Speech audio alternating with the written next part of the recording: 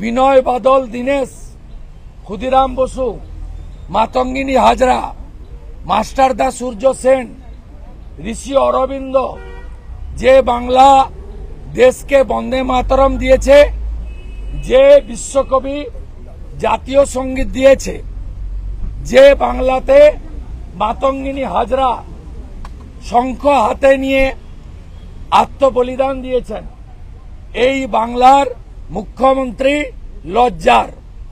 তিনি আমাকে যা বলেছেন ঠিক আছে, নতুন ইংরেজি আমি শুনলাম, humping dumping lawyer, humping dumping lawyer. আমার ডান পাশ বাম পাশে হেডমাস্টার আছেন দীপক বর্মন, এটা কৃতি স্কুলে। আমি জিজ্ঞেস করেছিলাম মাস্টারমশাই এই ইংরেজির মানে কি, তিনি বললেন অপারক। এই প্রথম শুনলাম। এই মুখ্যমন্ত্রী মহিলা বিধায়কে অগ্নিমিত্রা পালকে তার পরিবার, তার ব্যক্তিগত জীবন নিয়ে আক্রমণ করেছেন। অত্যন্ত কুরুচিকর, নিম্নরুচির। আমরা অনেকবারই বলেছি যে কালীঘাটের নালার নর্দমার পাশে থেকে থেকে এনার আচার আচরণ, মুখের ভাষা নর্দমার মতোই হয়েছে। আমরা উঠে দাঁড়িয়ে ছি মমতা, ছি মমতা, ছি মমতা উনার সামনে করেছি। এবং বিশেষ করে ভারতীয় নাগরিক হিসেবে পাকিস্তানকে যেভাবে উনি আজকে প্রশংসায় ভরিয়ে দিয়েছেন, বলছে রাশিয়াও ভাইস চেয়ারম্যান, পাকিস্তানও ভাইস চেয়ারম্যান, IMF এর ঋণ, ADBI ঋণ, যেভাবে প্রশংসা করেছেন, এত প্রশংসা শাহবাজ শরীফকে তার দেশের লোক করেছে বলে আমাদের অন্তত জানা নেই। হয়ে গেছে আমার। আপনি যে দুটো প্রস্তাব দিয়েছিলেন সেগুলো স্পিকার নিলেন না, অপারেশন সিঁদুর নামটাও বাদ থাকলো। স্পিকার নেবে না, স্পিকার নেবে না। তার কারণ এই স্পিকারের একটা চোখ বরাবর বন্ধ থাকে। উনি এত অসংসদীয় কথা আজ মুখ্যমন্ত্রী বলেছেন, দুটো তিনটো কথা বাদ দিতে বাধ্য হয়েছেন। এটা আমি বলে গেলাম। এই স্পিকারের চাকরি থাকে কিনা জানি না, 8 মাস বাকি আছে, 8 মাস বাকি আছে নতুন নির্বাচনের, চাকরি থাকবে কিনা জানি না।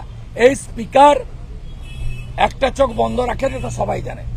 কিন্তু আমরা দেশের ইস্যুতে ওং বলা পর্যন্ত আমরা ছিলাম।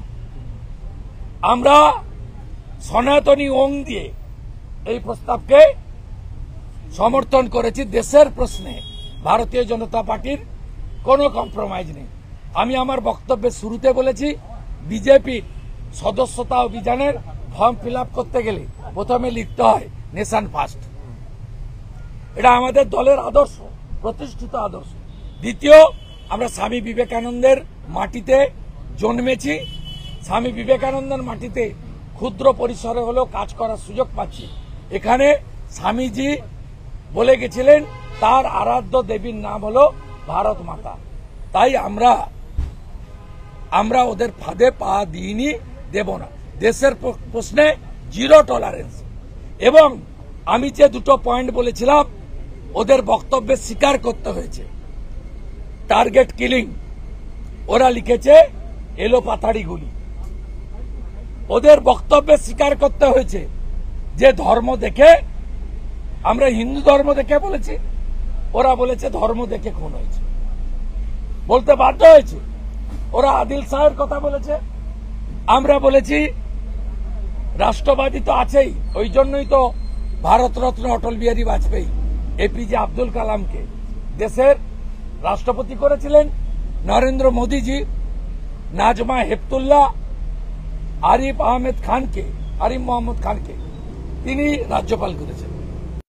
পাকিস্তানে পাঠিয়ে দেওয়া উচিত প্যাকেট করে।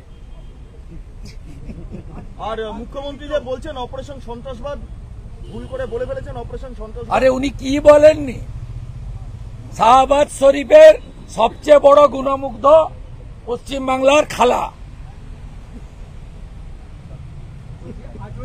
খালা আজকে পাকিস্তানের পক্ষে ব্যাটিং করেছেন, ফুল ব্যাটিং। পুলওয়ামার কথাও আজকে মুখ্যমন্ত্রী বললেন আবার। হ্যাঁ, খালা আজকে একদম পুরো ব্যাটিং করেছেন। খালা বলতে পারেন, বুবু বলতে পারেন, আপা বলতে পারেন, ফুফা বলতে পারেন, পুরো ব্যাটিং করে গেছেন পাকিস্তানের হয়ে।